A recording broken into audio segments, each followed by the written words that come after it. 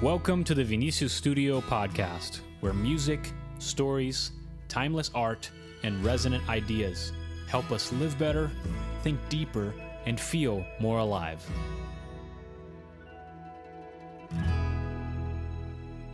Hello, everybody. Welcome to the Vinicius Studio podcast. I'm Vinicius, a composer and songwriter, a professor at Berklee College of Music Online, and an Emmy nominee. So the following is a conversation with an old colleague and friend of mine, Fernando Furones. Fernando is a fantastic guy. I met him a while ago. We went to college together, actually. We had a band. He was a guitar player. I was a drummer. He would sing as well. Now he lives in Spain, and he's a composer and a conductor. He started his own orchestra over in Madrid. So we talked a little bit about that. We talked about his career and, advice for building a career in a sustainable way if you're a musician, but this also applies to a variety of other creatives. Fernando is a larger-than-life kind of guy. He has deep passion for what he does. You'll be able to tell just, in the first few moments of our conversation. I think there's something really special that you can absorb from hearing him talk about his work and his life and so on. Fernando is also a very grounded individual. That's one of the reasons I wanted to speak with him. He is very good at balancing family life and work life, and I think that's important for all of us. This was one of the best conversations I've had so far on my podcast. So without further ado, let's get on with it. Thank you so much for joining me. So for people who don't know you and are not familiar with your work, can you tell a little bit about yourself?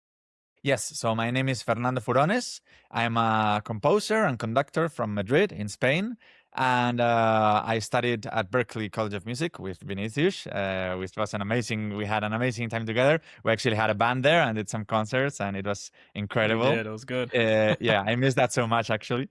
And Awesome. well, I studied like Vinicius. I studied film scoring at Berklee, which was amazing.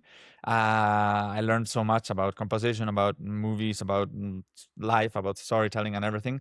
And then I did my master's degree in Valencia, at Berklee as well, Berklee College of Music in Valencia. And there I had the crazy idea of starting a symphony orchestra by myself and a friend, and Elaine, Elaine, right? So she and I had an idea of starting a symphony orchestra. Oh, how cool. I didn't know you guys started it. That's amazing. Yeah, because you know how at Berklee there were concerts. Sometimes there were like like a choir concert of film music or like a film student orchestra, and I really liked that. I wanted to be part of that. I actually never took part of the silent film course, which I didn't have time to get there because I went for the masters.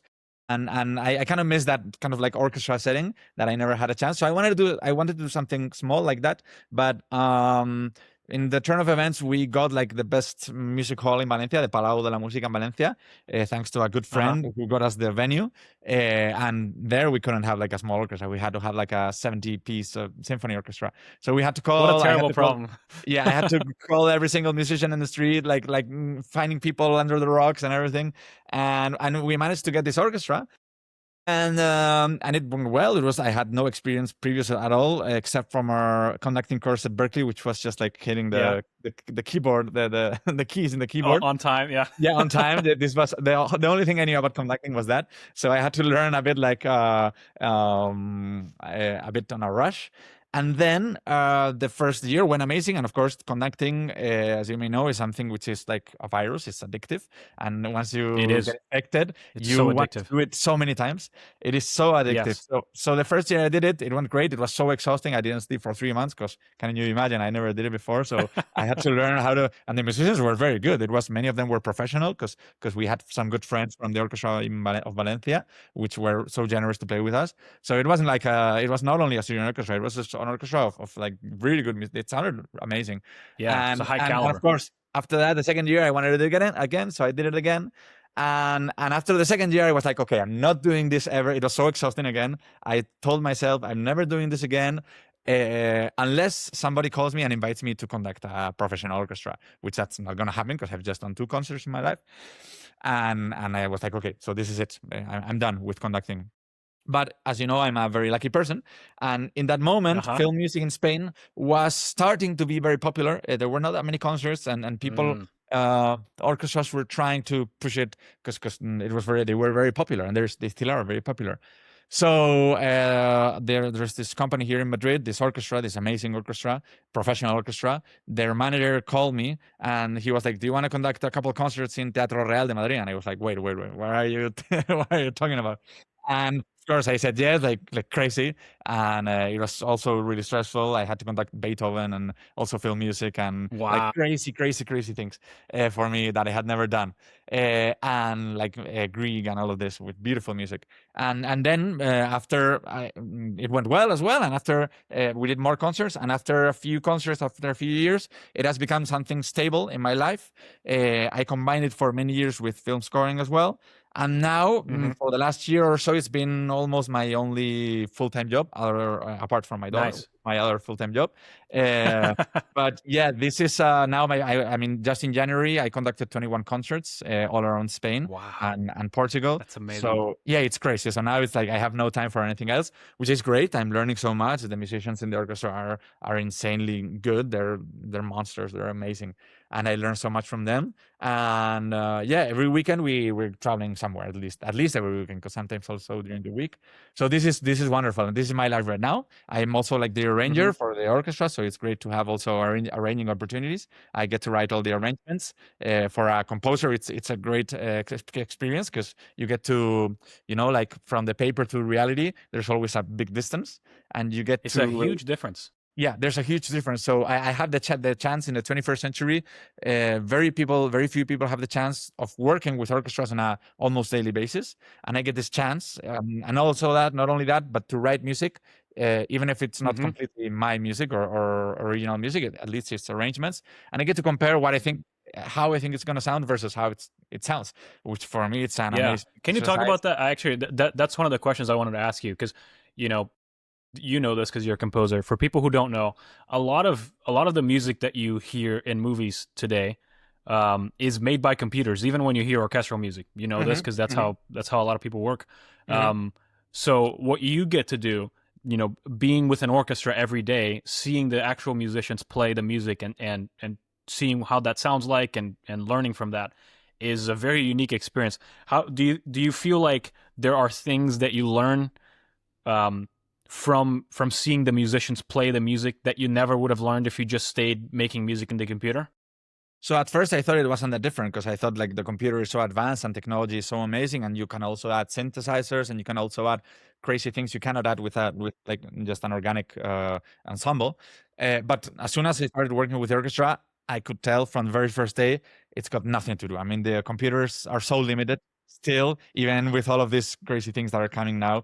They're still so way behind. Like, you can learn from every single musician has their own story, they have their own background, they have their own learning, they have their own tastes. So some of them, I didn't know that some of the musicians hate the music we play, or some of them love the music we play, That's or really both of funny. them, or some of them hate classical music, they just like pop and rock, but they're classical musicians. Or some of them, Uh huh. you can learn so much from every single one of them, about everything, not only about music. And during the Yeah. rehearsals, just by being there and just being, even if you don't do anything, just being in a rehearsal is such an enriching experience.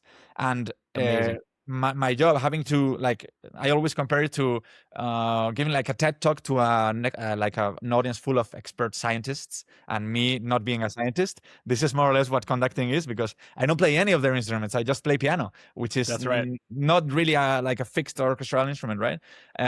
So me having to tell them what to do when I have no clue how to do it and what they do, it's very challenging, and you have to be very careful, and you learn so much about what you can say, what you cannot say, how you can help them, how can you not help them, because it's not easy to help them when you don't know how to do what they do. Yeah, yeah, that's so funny. And it's one of the challenges of the conductor, right? People Yeah. who conduct, you sometimes you learn a little bit about each instrument, even Hmm. you try to play it and so on, but you're not an expert. You can't play each instrument better than every player, Of and course. at all. And oftentimes you don't know how even the basics of a particular instrument, and you still have to give them instruction, right? And you How talked do you before do about, that? Like how do you? well, you talked before about being humble. I think orchestras are the most Mhm. humbling experience ever, because whenever you think you know something, you realize you have no clue about anything in life. This is what orchestras give you. They give you the power of if you really get into it and if you really want to get good and improve, you realize you have no clue, which is great. Even there was I forgot the name, but there was a really old conductor. I forgot the name, really famous, really good old conductor. He was like 90 something probably. And he was saying something like, "Oh, it's a pity I'm going to die now. I was just learning how to conduct." Yeah, it takes forever. I think it's cool.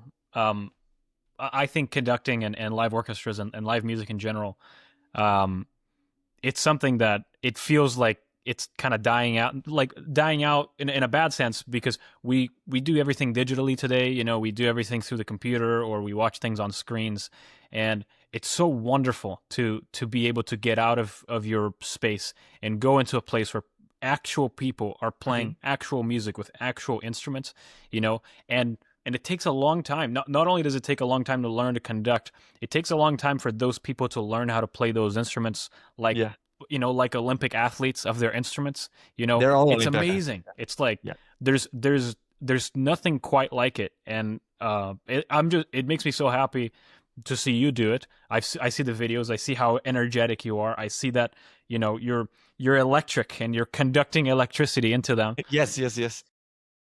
And it makes me really, really happy to see that. Thank you, man. I remember, you know, there's one thing that you told me a long time ago when we were in college. I don't know if you remember this. We were talking about live music and why people go to live concerts. And you said that you think people go to live concerts because of the energy. Do you remember saying that? Of course I do, and I still believe it. And not only that, now I totally remember it. I mean, it's energy. I mean, that's why people want to see humans create something, because they create energy. And not only that, but the energy transmits from the musicians to the audience, and then back from the audience to musicians. It's not only I used to think it was one way, like we the musicians give the audience the energy to the audience, but now I've realized that it can be both ways, and it should be both ways. And when it's both ways, it's insane, because if the audience gives energy to the orchestra or to the band or whatever, the beauty of it multiplies by 3,000, and it's amazing. This is incredible. Yeah, I love that. Yeah.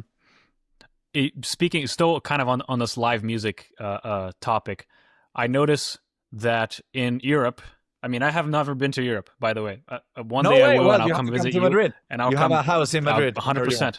I would love to. Yes, please do. But one thing I know about Europe is that you guys have a big, you know, orchestra culture, right? Yeah, of course. Most of the major cities in Europe have really good orchestras, and people are used to going to the orchestral concert hall to see the orchestra pretty often. You don't see that all the time in the US. There are some major cities where you do see that, but it's not as popular, I would say, as in Europe. Why do you think that is? Why do you think Europe has such a big culture of orchestral music? I mean, just in Madrid, we have 4 really good, like really, really professional top level orchestras just in Madrid, which play regularly every weekend, and countless other orchestras as well, which are also really good. Of course, if you go to Germany, I mean, just in Berlin, there are like so many orchestras. And of course, this is where it all started, right? I mean, all the instruments were invented in Europe. The composers were working in Europe. They created the music. I mean, everything, like I'd say the most of the music that orchestra plays was generated here in Europe. It was created in Europe. So there's still a tradition that people, it's been going for generations and generations, and it will still go for generations. The fact that people, it's impossible to erase. Like it's so ingrained in our culture. Like everybody I don't know if they're in the States, but here in Spain, in Europe, on January 1st, the first thing you do is turn on the TV and watch the New Year's concerts in Vienna. Wow. In the morning. I love that. This is a tradition we do. Like a lot of people, like millions of people watch this concert, and it's probably the most watched classical music concert in the world. And it's in Europe, is at least in Spain. I'm sure in Europe as well.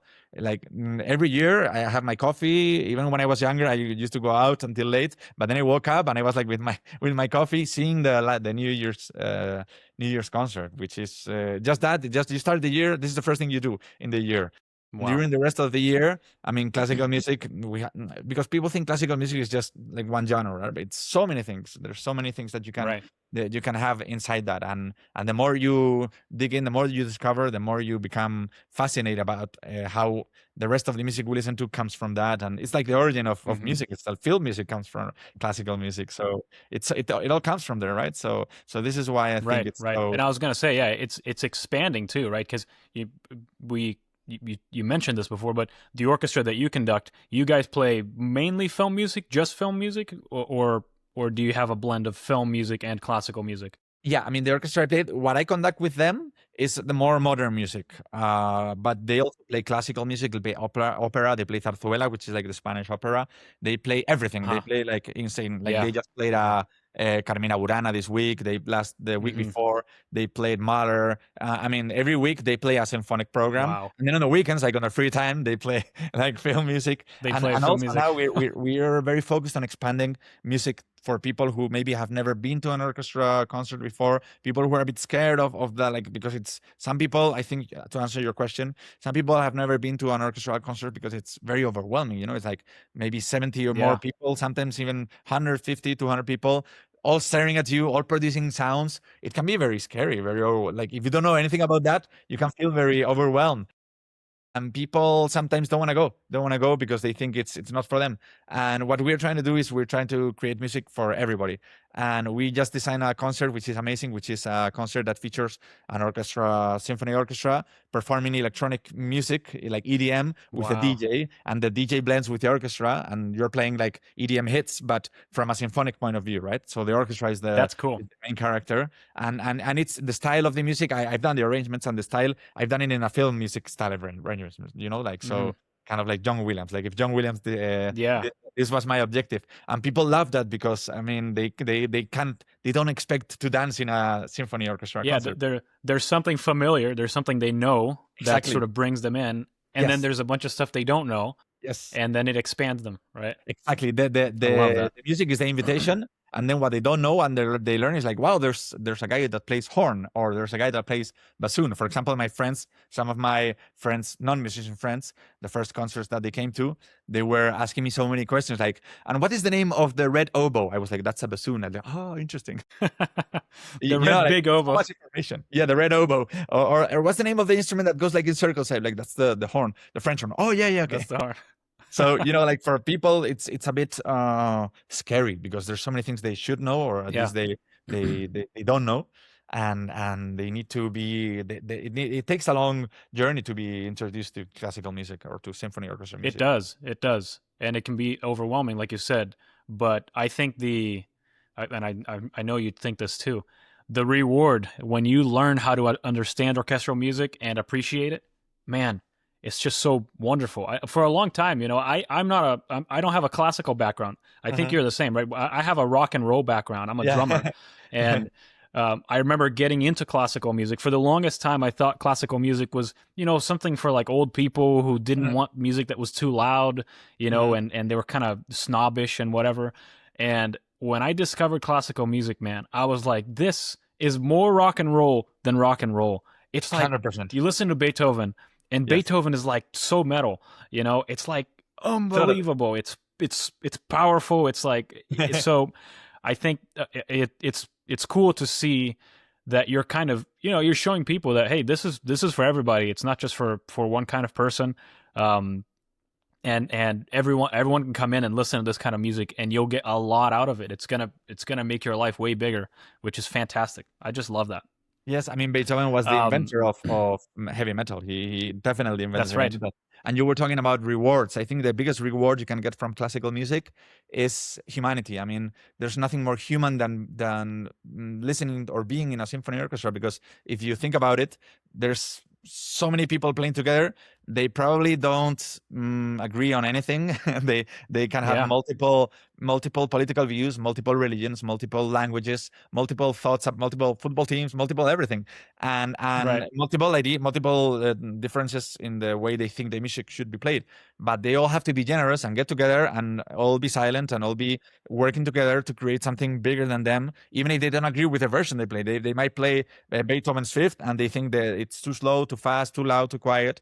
But they they have to agree, and they all have to kind of like compromise to a version for the greater good. And I think this is a great thing for humanity, to an inspiration. I love that. for humanity. That's a really good perspective, because Yeah. that is, people don't realize, but that's what happens in rehearsals. In rehearsals, there's that tension, right? The Mhm. conductor may want one thing, the players want something else, Yes. you know, and you may think that the conductor can kind of beat things over their head, but the players have their own will, and they'll go a certain way. So everybody has to kind of come to an agreement, and then what ends up happening is you all create something for other people. You know, you create this good that Mhm. other people can come and enjoy and consume and be fed by, you know, spiritually. It's so beautiful. Yeah, in It's the just old so days, inspiring. I the love that. conductor in the old days used to be a dictator, right? So what he said, everybody does that, and nobody even dares to speak up. Now it's more kind of like a conversation between, more kind of a negotiation. So I mean, the conductor Mhm. has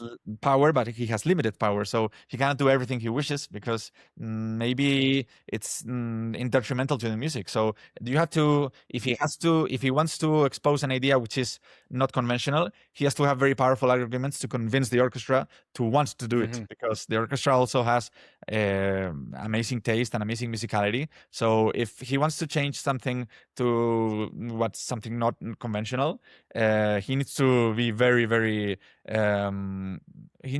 proactive, and also have very good reasons to do it, and convince the orchestra to do it, which is and the orchestra has to be generous enough to be like, okay, we're gonna try that. Let's give it a try. Yeah. Let's try what this guy's saying. Yeah, what that's this good. crazy guy saying. Yeah. Yeah. Let me ask you a controversial question. What is a film score that everybody loves that you think is not that good? Film score that everybody loves that I think is not that good. Okay. I mean, I think I love it as well, but I think it's not that good. I mean, I also like, it's even more controversial, because even I love it, and I think it's not as good.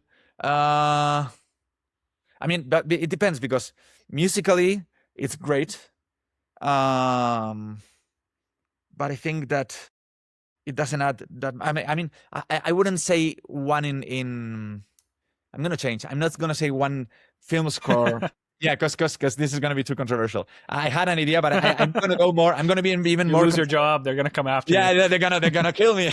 No, I'm gonna be even more controversial to answer your question. I'm gonna say that 90% of today's film music, people may love it, but I don't think it's as good as it used to be, because I think that today's film music lacks melody, lacks narratively connection to the melodies, thematic development, architecture. If you listen to music in the 90s, 80s, even 2000s, there was like the leitmotifs. What we studied at the Berklee, right?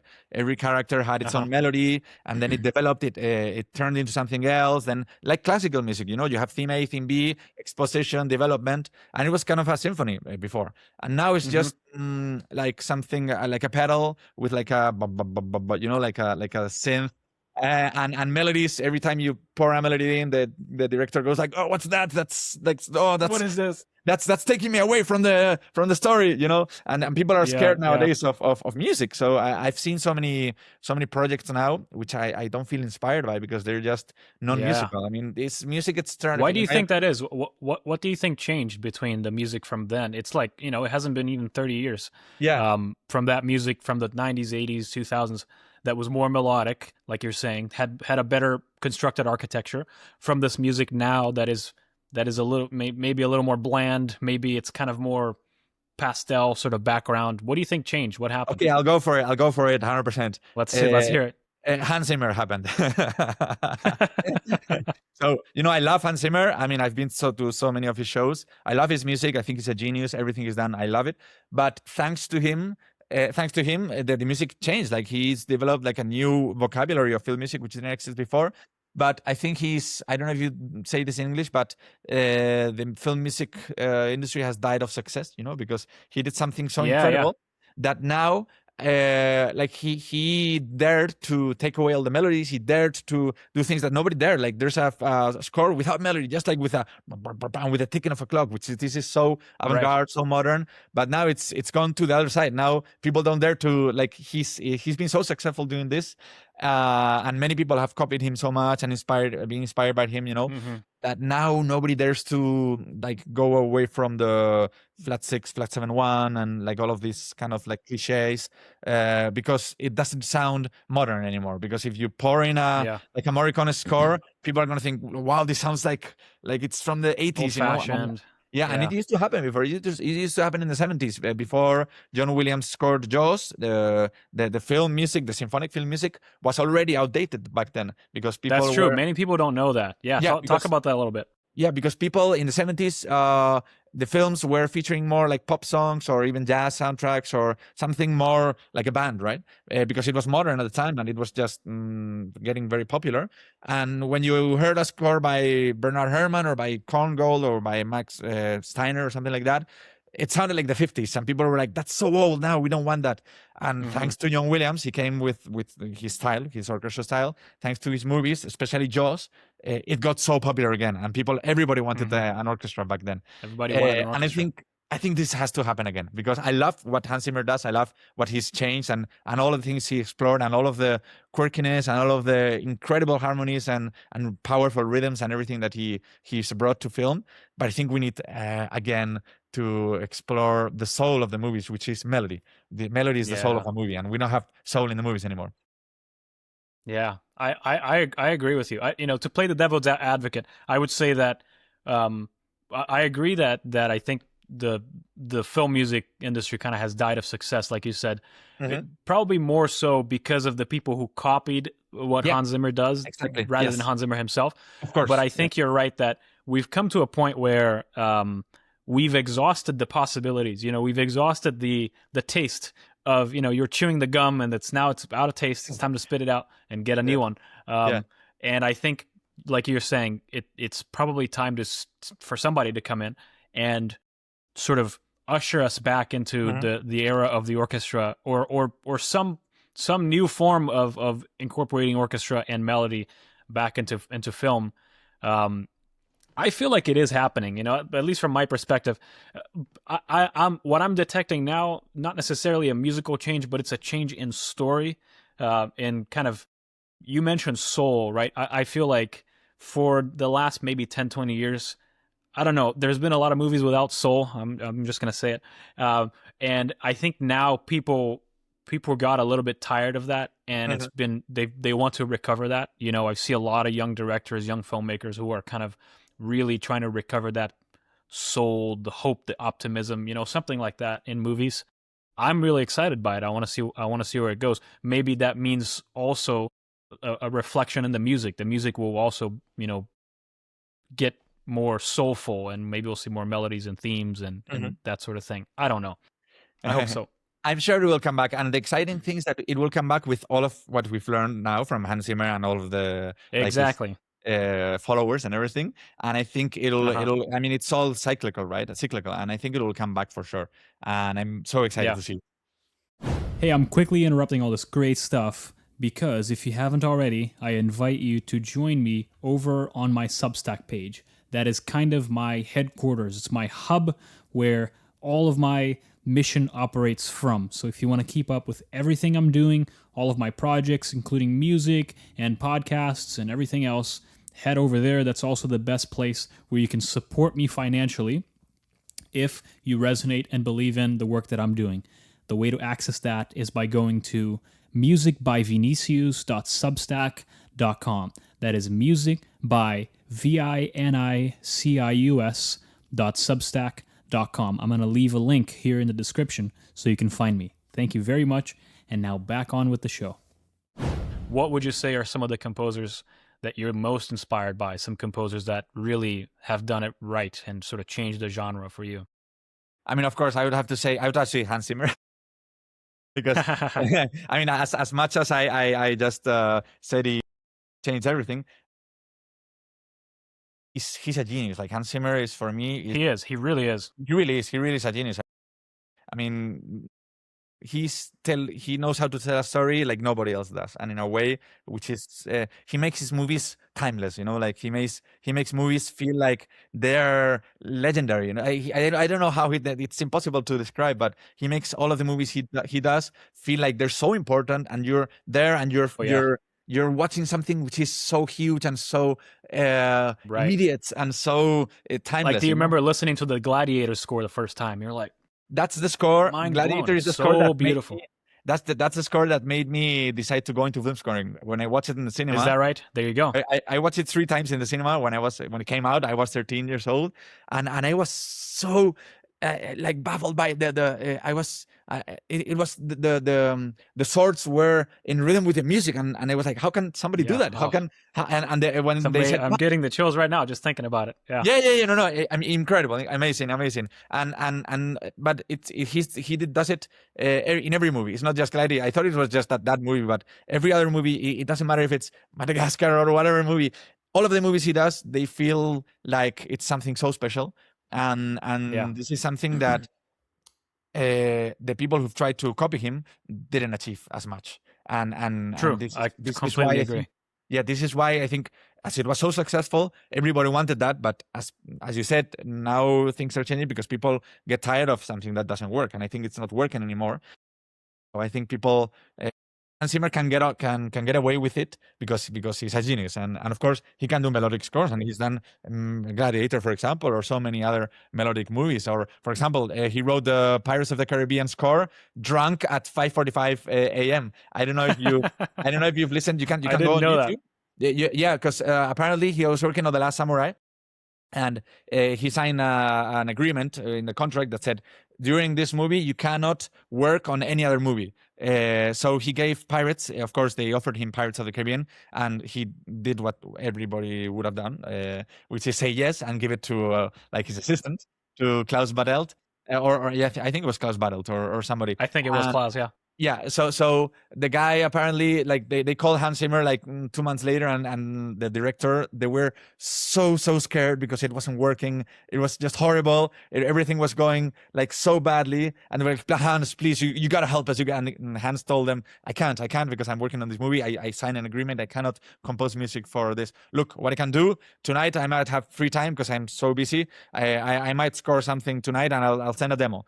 And apparently he got drunk, and after finishing his work on that day on The Last Samurai, like at 4 a.m. Like, he got drunk and he started writing on the keyboard. He wrote like a mock-up demo of like maybe 9 minutes long or something like that. You can look it up in YouTube. It's there still. It's called like Pirates of the Caribbean 5:45 a.m. something like that. And he sent that demo to the producers, and they were like, "Wow!" And it's got all the themes, and it sounds really close. It's a demo, and it already sounds, the production and everything sounds. If you don't have a classical ear, you maybe cannot tell the difference. Like, there are parts of it which you go, "Wow!"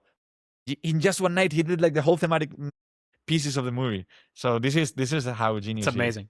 Yeah, so drunk Hans Zimmer can outscore any of us. Of course, in one night he does a saga. It's insane.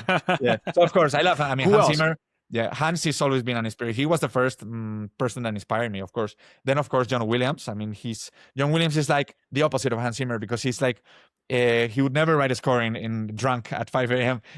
He has to write because he writes with a pencil, right? And he has to write every single note. Right.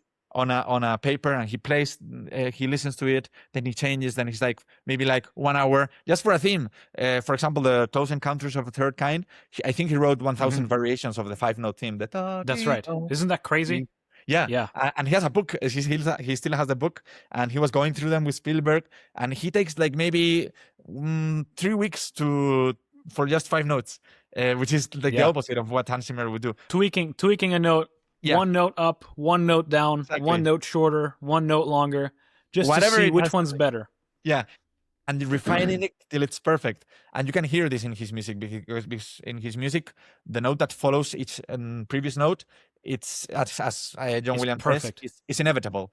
It's not only perfect, but it's like, it had to be that. When you hear, it's like, oh yes, that's right. It had to be that note. It's like God wrote it that way. You're like, yeah. It's like falling from a cliff. It's still gonna fall. The rock, and it's gonna fall, and it has to go down. Well, that's his music. Like, it has to reach to the last note. And you cannot. Agreed. You cannot stop listening. And in the movies, you cannot stop watching. And he's the magician of the inevitability of the music. Hans Zimmer is the other thing people don't talk to that much about regarding John Williams is everybody knows he's a fantastic composer. He's as good as any classical composer. He's a great orchestrator.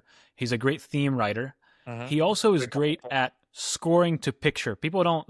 This doesn't come up very often. I was watching Jurassic Park some time ago, and you know, the place where he decides for the music to come in at some point in the scene is always perfect. Perfect. You know, there's that scene, you know, in the first Jurassic Park when the old guy, I forget his name, is telling the paleontologists that about Jurassic Park, you know, and he hasn't told them yet that there are real dinosaurs, and he's about to tell them. It's a long scene. They're in like some, you know, little office space, and they're talking and talking. There's no music, and then he starts hinting at the fact that there are real dinosaurs, and then the music comes in, and you're like, ooh, and I think, know, it's like crazy. It's perfect.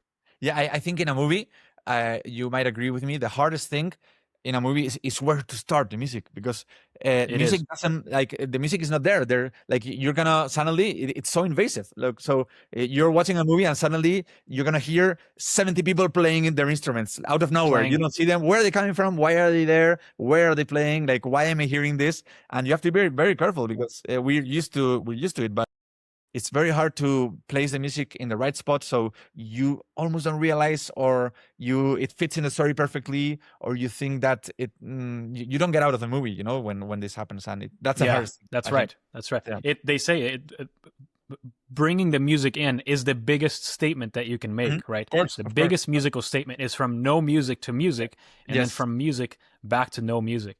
And you have to be very careful. You know, Hans Zimmer said this, which is very, very intelligent, which is the job of the film composer is not to make you feel things, but it's to open the door to make you feel things. Does that make sense? There's a big difference, right?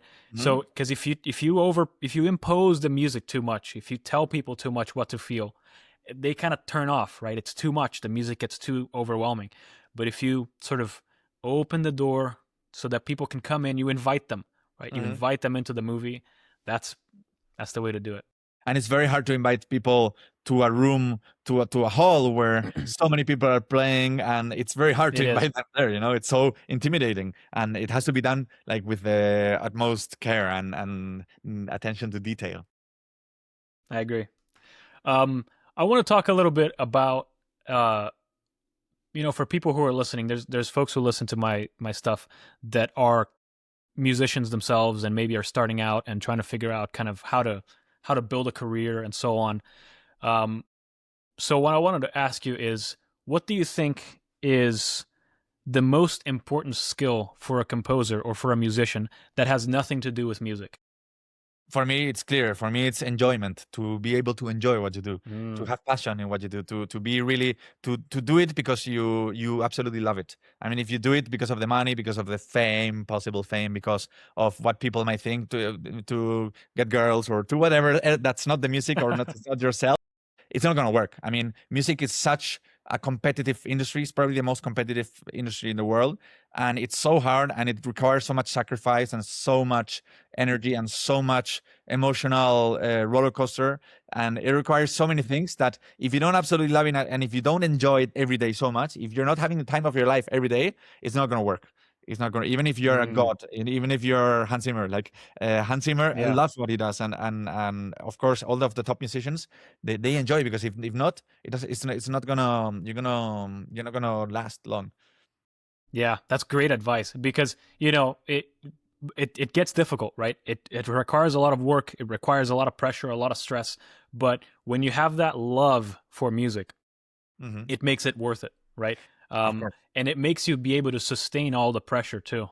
I always try to go back to the first moment when I fell in love with music, to the first moment when I fell in love with my instrument, to the first moment when I fell in love with performing live, with conducting, with composing, with everything, because those moments are very special, and you're not gonna have them again in the same way, you know. And once you've done so many projects, composing projects, once you've done so many concerts, once you've done so many things, it kind of gets a bit in the routine, which can be very dangerous, because you can compare it to an office job, and music is the opposite of an office job. Music is something we do because we cannot do an office job, because if not, we would be doing office jobs, right? And music is something that we do because we we're so passionate about it, and people can tell instantly if you do it like somebody who is I don't know, doing something which is like a machine. It's not going to work. It's not going to work, and you're not, and especially for you, you're going to be the first one that's going to quit. So you need to be. That's right. That's correct. Yeah, and also for very important, like you need to not care anything about anybody else, what anybody thinks. It's so important to not care about, because as you progress in music, more people are gonna, and hopefully as you get more well known and successful, people are gonna have opinions about your music. So I hope if Hans Zimmer is listening to this, that he doesn't care about what I say. He doesn't care what we're saying. Yeah. I hope maybe he does, but I'm sure he wouldn't, because if he did care, because him and any other composer, they have many people who love him, but they also have a lot of haters. I'm not a hater of him, but a lot of people hate him, and a lot of people are going to hate you as well, for many reasons, for reasons you cannot even imagine. So you need to develop a skill set of as you grow like older and you get progressing in your career, of just not caring about anything else. You just care about doing what you love and about the people you love, but you don't care about what people say. How do you develop that? How do you shield yourself from, all the voices that might be trying to oppose you? I think a good way is exposure. So you expose yourself, for me at least, you expose yourself to so many voices that in the end they just cancel out each other by themselves, So for example, in my case, at first, when I did my first concerts, the first thing I did, and I think it's very common for musicians nowadays, after the concert, the first thing you do is open Instagram and try to see the videos of the concert and what people said. What are they saying?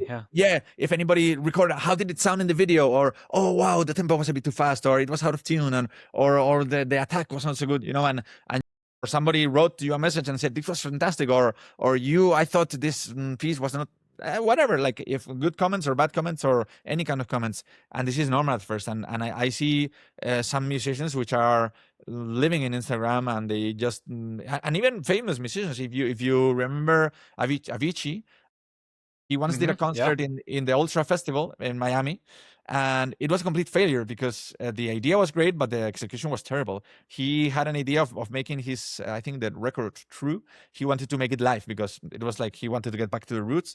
So he hired all the musicians, the original musicians, like the guy from Hey Brother, the country guy, the guy from Wake Me Up, all of these guys, he hired them to perform at Ultra Miami Music Festival, electronic, but it was like a rock band, right? And people started booing because they wanted electronic music, and suddenly like it didn't sound even half as powerful. And Avicii got, after that, the first thing he did was get on Twitter, and he spent days on Twitter reading, because he was so famous that there were so many comments that said that this was the worst thing ever. Like, and he got so depressed, and it affected him in a really bad way.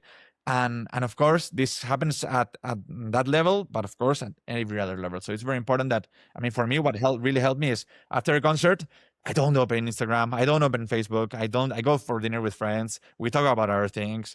If I feel that something has to be fixed, I fix it. But I mean, people have said everything, like since you are the most amazing person in the world to like, I hate it. How can you dare you do this?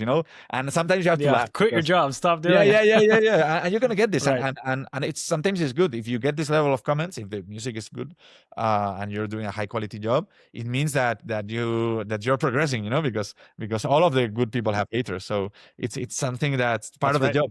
And you just have to, for me, if you get exposed, the more exposed you get, and the more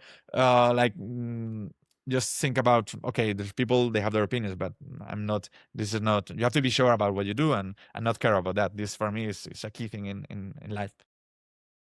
I love that. Yeah. I love what you said about exposure.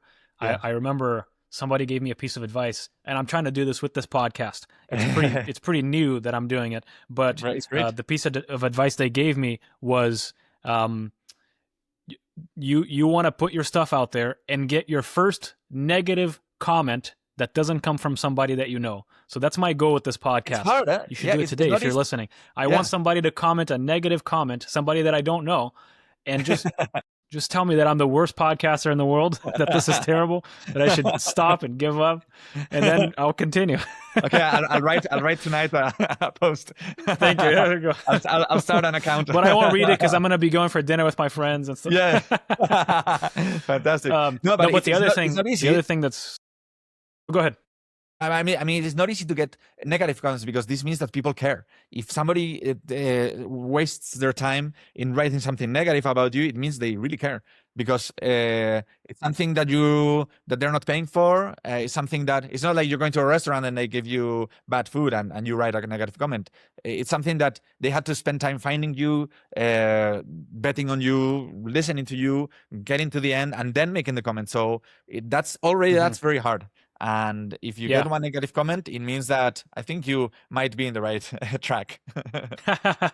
Yeah, and it's funny, to realize that first of all, when you create something, when you make music, when you compose music, when you conduct music, when you put an album out there, whatever it is, you don't own the reaction of the audience, right? As soon as you put it out, it's not yours anymore. It's out there, and people may love it or they may hate it. And sometimes something that's really powerful will create this aversion in people. We all know, if you studied music history, which I know you did, you know that Stravinsky's Rite of Spring, when it came out for the first time, were riots. I mean, people freaked out. There were literal riots, like street riots, over that music because people freaked out because it was so different than what everybody was accustomed to. You can read the diaries of people, the journals of people going to the first concert of that, and everybody freaked out. And now it's one of the most famous, most performed pieces of orchestral music out there. So you don't really get to. That's why I like your advice of trying to leave the voices out. Especially because when you're in the room composing, right? When you compose or when you arrange or when you're preparing to conduct a piece, you do a lot of work alone. You sit in a room by yourself, interacting with the music and trying to get the essence of it out so that you can perform it, right? Or compose it. And if you let all the voices come in, it's like there's 1,000 people in the room with you, all shouting different things, and you won't be able to hear yourself. You won't be able to hear the music. You won't be able to kind of get out of that piece what it needs to get out. Exactly. Right? That's totally true. And I think we need to be more like Maurice Ravel. Ravel, when he released the Bolero, when he released the Bolero, he knew exactly what was going to happen. He knew that the music critics were going to smash him. He knew that everybody was going to say that all the experts were going to say that it was a terrible piece of music. So I think he I don't know if he released a statement or something saying that something like, I know my own work, this work in particularly this work lacks ideas, lacks musicality. It's just theme A and theme B 169 times. It lacks any musical invention. The only original thing might be the structure and the general idea of how it's structured. But I know everything else is completely, even non-musical. But it is what it is. You take it or leave it. Yeah, that's right. So he knew, good. He was like, I don't care. This is what I did. So you take it or leave it. And again, it one of the most performed pieces in the orchestral repertoire. And it was such a success, the first performance, and still today it's huge. But he knew, and he dared to do that because he knew he was going to get such bad press. But he was like, I don't care, like I want to do this, and he did it. Yeah, that's true. Still on the topic here of kind of the architect or reverse engineering, sort of building a career in music. When you moved to the US, of course, at some point to study music, and then you moved back to Europe. A lot of people, some people I would say, who study music in the US, they'll go to one of the major kind of music cities. There's New York, there's LA, there's Nashville. Those are big music towns. But your trajectory was that you went back to Europe and established yourself in Spain to build a career there. Why do you think? Why did that draw you? Why did Europe draw you back to build your career over there? I mean, I was so tempted to go to LA, to go to stay in Boston or New York or even Nashville, or so many incredible, or even London, musical cities in the US and in the world. I mean, Spain is not a musical country. We're not a big industry in the world, or film music, or like we're not big at all. But I think I should give most of the credit, because I was really thinking about it. But one day I talked to Robert Fox from Fox Music. He came to Berklee to talk to the students, and I had a one-on-one with him. And one of the things I asked him was like, Hey Robert, what should I do? I mean, you've worked in the industry for so many years. You've seen so many people. Should I go to LA or should I stay in my home country, Spain? What should I do? Do you have any advice? Because everybody's saying to go to LA. What should I do? And he said, look, you can either choose to be a small fish in a big pond or a small fish in a small pond. And he said, I think it's better to be a small fish in a small pond because at least people are going to see you, right? And that was so powerful to me. It was like, oh, you cannot write. Like, I mean, I already want to be back in Spain because of my family, my friends, of course. And then I met my wife. I mean, I started dating my wife.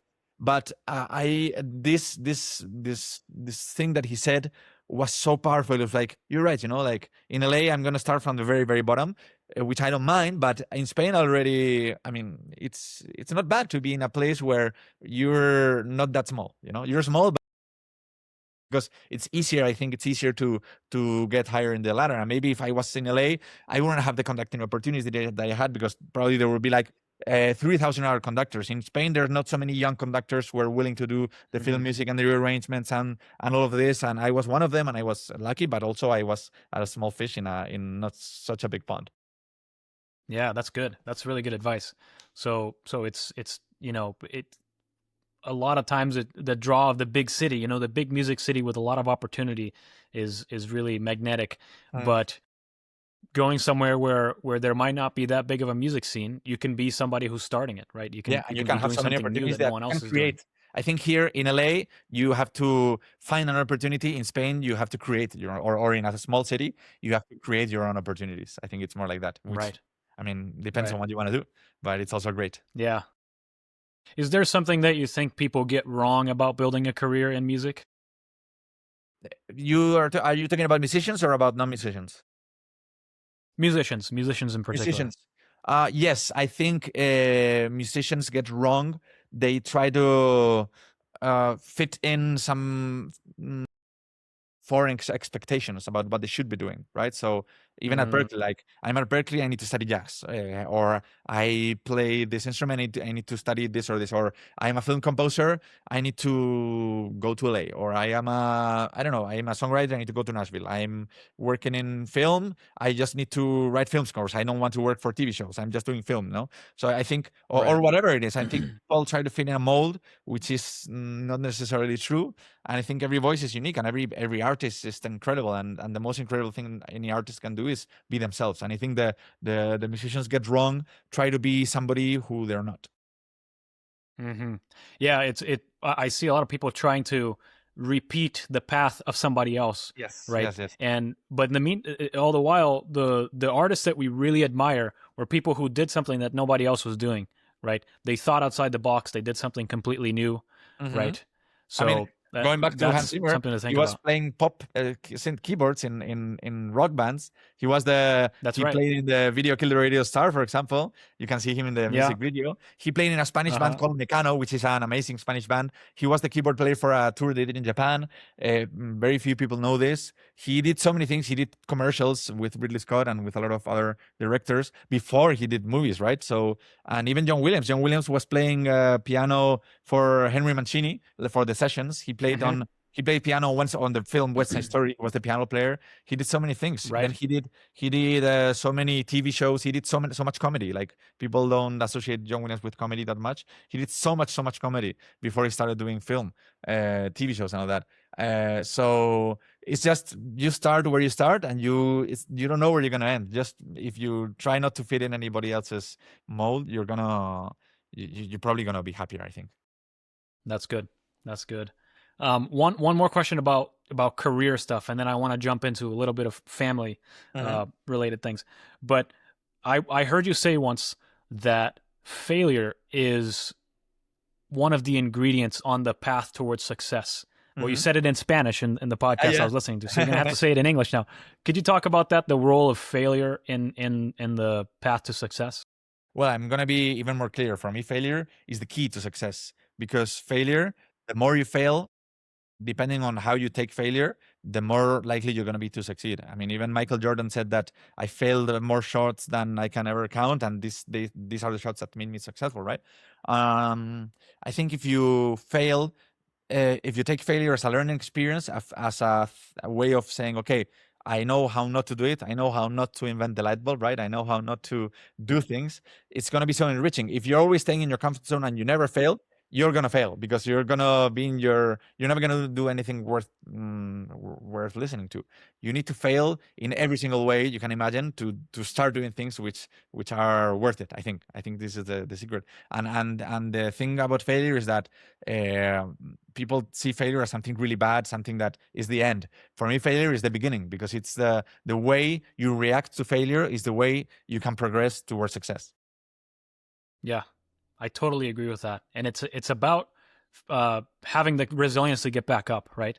Because when you hit a wall, it means you're moving somewhere with speed, and then you hit a wall, you figured out a way not to do it, and now Exactly. you can try again in a slightly different way, and keep going. What you have to have is a little bit of a thick skin, because it is difficult to take that much failure, but it's the way to go. It's the only way. You always need Yeah, to get up one more time than you fall down. So this is the key. that's right. Yeah. Um, So, okay, I wanted to talk a little bit about family life. I know you're a father. You've been a father now you have a 1-year-old daughter, is that correct? Yes, yes. Yeah. So I wanted to Michaela. ask yeah, right. Um, how has becoming a father changed the way that you see life in general, and that you see your work? Well, they say life is in in black and white color. When you're not a father, and when you become a father, it turns technicolor. And I see life like that. I see life so much colorful now. I see I now realize I see it in 3 dimensions instead of two. I see things that matter so much more clear now. My life priorities have all rebalanced now. I see things that matter to me be so much more important than things that don't. Like, for example, I used to, I don't know, accept whatever came to me. I said yes always. Now no is the most powerful tool you can have, because and saying no to things you don't really want to do makes you do things that you really want to do so much more. And the fact that you have to take care of somebody who is so vulnerable is the most beautiful and generous thing I think you can do in life. And this makes you change everything. I think it's a change for the good, and everybody should try this experience, because it's so beautiful. Agreed. Hmm. Agreed. I love that. Um, Another thing, so when I was doing some research on you, I didn't know this. You never told me this when we were in college, but your father was also in the creative world, right? He was Yes. a writer and a Was- publicist. Yes, he Isn't was that a right? writer. He wrote many novels. He wrote books. He was a really successful advertising creative director. He traveled the world as well, and he did so many amazing things. For me, he's one of my main inspirations. My dad, he passed Yeah. away during COVID, unfortunately, because of COVID. And but he's such a. For me, he's the light that still guides my life every day. Yeah, that's beautiful. Mhm. And you guys got to work together at some point, didn't you, in a movie? My first movie I did while I was in Boston. He was in it because he's not an actor, but the director, which is his friend, convinced him to be in the movie and act like him, like more or less like him, his life story. And he did such an amazing role. Like, everybody was saying, like, this guy, like, he's so good. He was so scared because he had never done that before. He was in cinemas all around Spain, internationally as well, in the planes, and the movie was very successful actually. Uh, and everything, and my father was in it, and he, I'm so proud of him. He did such an amazing job. Talking That's about so getting out of beautiful. your comfort zone. Yeah, that's right. How was it like to be able to score a movie that he was in? Well, I was like, I better do this right, because if I don't, he's gonna remind me every day. He's gonna ground you. Yeah, I'm gonna get grounded. Yeah. And you said something beautiful, which is that even to this day, although he sadly passed away, he's kind of a guiding light for you. I'm assuming in your life in general, and in your Yes. work, and in everything that you do. I think this Um, happens to many people. When somebody you really love dies, he goes with you, like, he guides you. You hear him talk, you hear him tell you things. He gives you advice. mhm. And even John Williams, when his wife passed away, This was just before Star Wars, before ET, before Close Encounters, before all of this jump, like the big leap he took in life. Because he said, one of the things that he said is that he felt that his wife was always with him, and that it was like he's giving him advice and guiding him. And with my father is the same. He still today guides me. He helps me with tough life decisions, with important things, with stress, with everything. He's always there to help me. Mm-hmm. Wow, that's wonderful. I think that's a beautiful sentiment. And if he's watching you now and seeing your career, seeing now that you have a daughter that you named in his honor, what would you hope that he would say to you? I would hope that he would say, "I love you and you're my best friend," which is what he told me when he was alive. He said that he was my best friend, and I remember we went out together to get some drinks and got drunk together, which is, I don't know if it's very common or not, but I mean, he was my friend and my mentor and my inspiration. And I just hope that he feels proud of me and that he feels that I'm in the right path and following his legacy, because I feel that he forces me to be a good person. Even if I wanted to be a bad person, I cannot, because I know he's watching. That's amazing, man. That's amazing. If people want to keep up with the work that you're doing, what's the best place that they can check out? I think the most up-to-date place is Instagram. Even though I hate it, and I said that I don't care about it, and I don't care what people say, I do try to post many stories there of the concerts, especially that we do, of compositions or everything.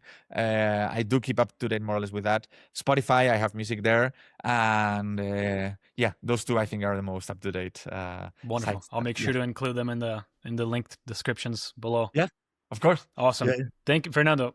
This was really enjoyable. I'm really glad that we did amazing. This. Thank you so much for chatting. Thank you so much for the opportunity. Thank you for reconnecting. I enjoyed so much, and it's great talking to you. You're a great person. Thank you so much. Thank you. Thank you very much. And good luck with the daughter and with your life and everything. And hope to talk to you soon, not in 10 years. Yeah, likewise. Thank you so much.